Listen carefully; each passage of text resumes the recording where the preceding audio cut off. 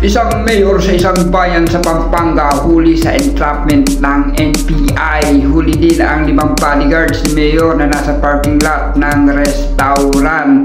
Kakaharapin ngayon ni mayor ang graft and corruption na ikakaso sa kanya ng pamahalaan o ng NBI.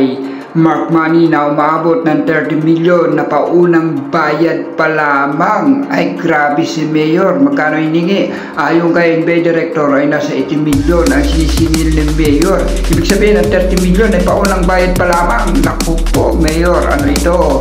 Narito ang aktual na pagdakip kay mayor sa isang restaurant sa Clark, Pampanga. Hindi na nakapalag si mayor sa pagdakip sa kanya ng NBI.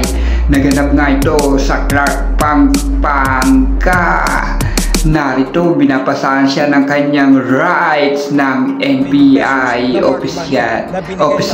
Halaga ng mark money nakakalula ay 30 milyon.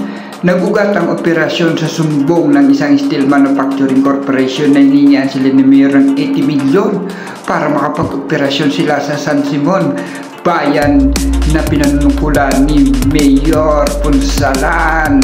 At isang ang AAP ang kasangkot nito.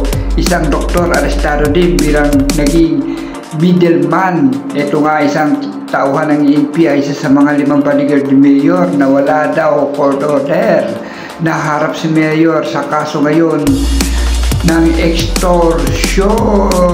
Nako mayor, yari tayo niyan.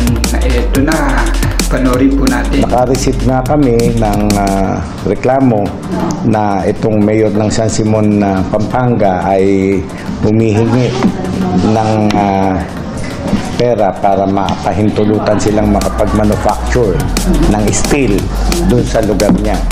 So, yung complainant pumayag, pero ang laki ng hinihingi, 80 million. 30 million muna paunang bayad. Pag lumabas na yung resolution, ay saka ibabayaran yung kakulangan. Nung tinanggap na ni mayor, ayun, inaresto na siya ng ating mga operatiba.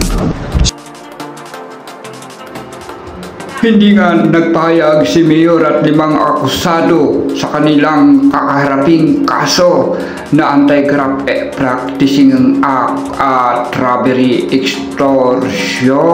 Ito ngayon ang kakaharapin ni mayor ayon kay NBI director. Ngayon ay talaga namang good job NBI sa pagkakaresto sa isa na namang manglalamang ng kapwa, lalo't may katungkulan ka sa gobyerno. Mayor, ano na, kumusta ka?